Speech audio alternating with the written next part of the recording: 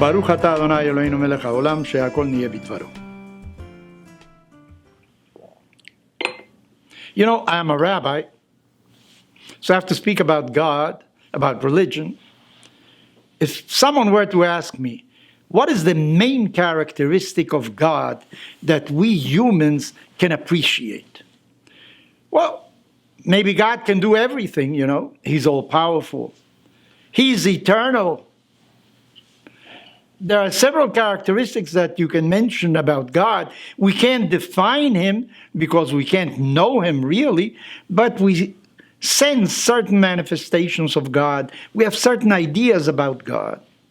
I want to suggest to you that maybe the most important characteristic of God is that he is absolutely free.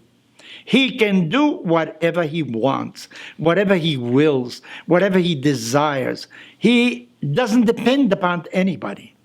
There are no two gods. He doesn't have to consult with anybody.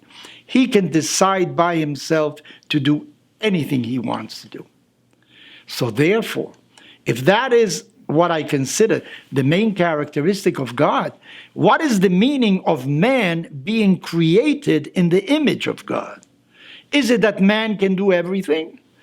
Well, we can't fly, for instance, but yet man was given intellect, and through his intellect, he was able to create a plane, and he can fly.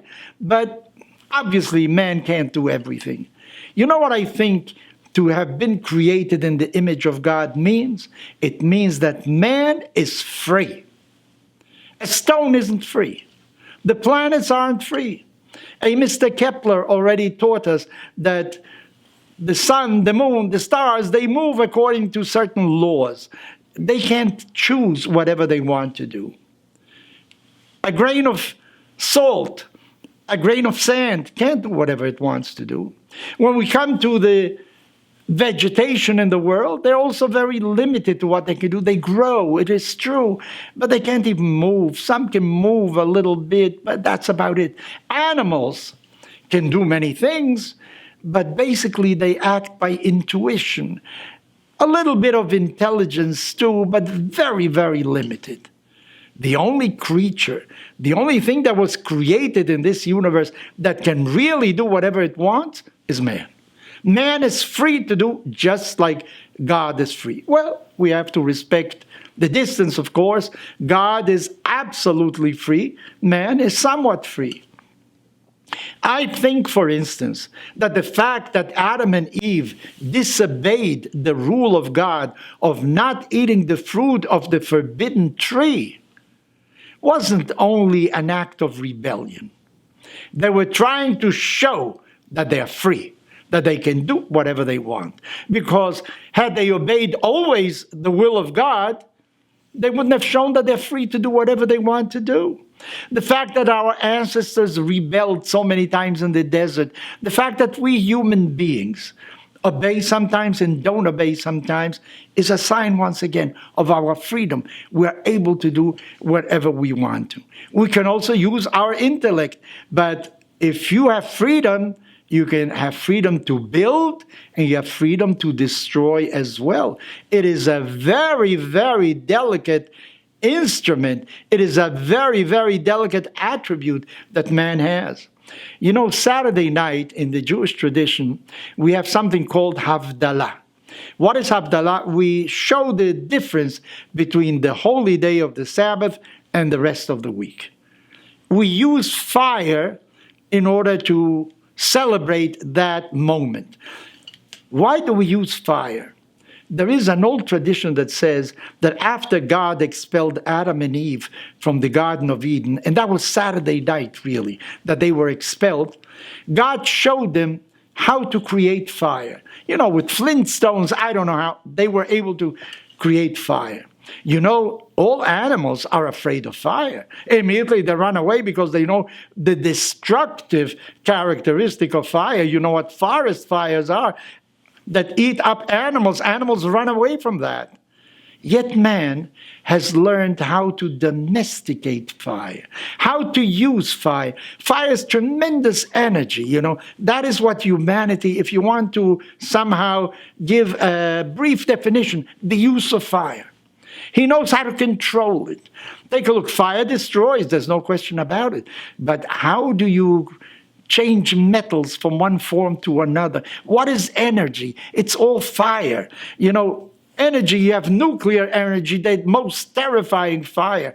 But maybe in some not too distant future, we won't use any of the sources of energies that we use today that are not renewable. We will use nuclear energy maybe to do everything. The sun uses nuclear energy. Energy is something that is destructive and at the same time is very creative. So the freedom that man has is very productive and at the same time is very destructive. It is a very dangerous thing that man has. You know what Pesach is? Pesach is the celebration of freedom. We had to break away with the chains of slavery. We had to get out of that. Because just like God created man with the freedom of choice, came man himself and took away from man his freedom of choice. Slaves don't have freedom of choice. So when God took us out of Egypt, what he gave us really is once again our humanity. We are in the image of God. We can choose whatever we want to. But of course, it's destructive and constructive. So therefore, God led us to Mount Sinai, and there he gave us the law. But then again, we are free to obey the law or disobey the law. Freedom is in our hands.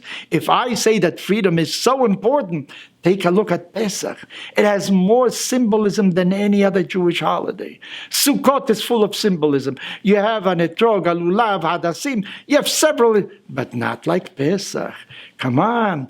Pesach, you have the sacrifice, you have the matzah, you have maror, you have the 4 questions, you have the Haggadah, you have mechirat chametz, you're not allowed to eat chametz, you have biur chametz, you have to burn chametz, chametz shavar alov Pesach, chametz that you had in your possession during Pesach, you can't use forever. According to Jewish tradition, the law says the following. Supposing you have in front of you 3 pieces of meat, separately, 1, 2, 3. They look alike. One of them is not kosher. You know that. And 2 are kosher. So what do? Well, according to our tradition, you can take one of the pieces, eat it. Why? Because when you take something out of a group, you are taking out of the majority. Since there were 2 that were kosher and 1 non-kosher, we say that the one you took is kosher. Okay? By the way, kosher is really a theoretical category. It is not a physical thing. Something is kosher because of certain things. Not because, what is the difference between the meat of a cow that was not slaughtered ritually and the meat of a cow that was slaughtered ritually? The meat is the same, really. It's really a spiritual characteristic that we give to something, we say it's kosher. So if there are 3 pieces, for sure one of them is not kosher, yet if you take one of them, you're taking from the majority. In case of liquids, the law changes. What is the law? It says the following. We are not supposed to mix meat and milk. If a drop of milk falls into a meat soup, well, we say it depends. If there is 60 times as much of the soup compared to the drop of milk, it's kosher because the milk somehow disappears, is absorbed within this mixture. In other words, you need 60 times as much. When it comes to Pesach, no. 1 grain of chametz invalidates tons of things that are not chametz. Our ancestors were very insistent in Pesach and the rules of Pesach. Why were they so insistent in Pesach? Because Pesach marks freedom. That means that we are in the image of God. I can choose to do what I want. I can choose to go to school or not to go to school. I can choose to get up Monday morning and go to work or not go to work. I will suffer the consequences, but I can do whatever I want. Well, there are those who say that there are psychological theories that say, no, you have DNA, you have genetics. You're not really free. Everything is already predisposed because human beings have certain mechanisms that, in a sense, force you to do certain things. Judaism says no. It is true we have all that, but in the last analysis, man is free to do whatever he wants, and that is the God-given characteristic that really puts us above, different from all other creatures in this world. When we say in our prayers, Yom Chag HaMatzot Hazeh, this is the festival when we eat matzot. Zeman, it is the time of what? Of Yetziat Mitzrayim? No. We say Zeman Cherutenu. It is the time of our freedom. And freedom is something that isn't permanent really, because there are others that try to take away our freedom. So in a sense, we commemorate Passover, Pesach, because that shows again that we have the image of God because we're free, but yet there are modern Egyptians that want to take away our freedom. So constantly, Bechol Dor Vador, in every generation, they try to take away your freedom.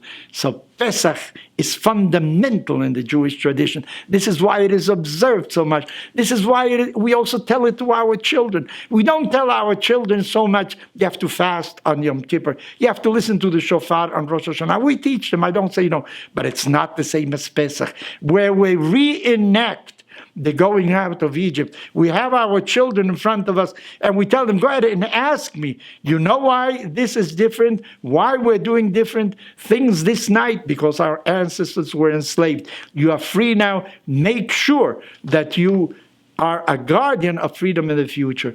So what is the secret of the survival of the Jewish people? The fact that we are conscious of our history. The fact also that we know that we have to transmit to future generations what we received from our ancestors. Continuity is one of the secrets of Jewish survival.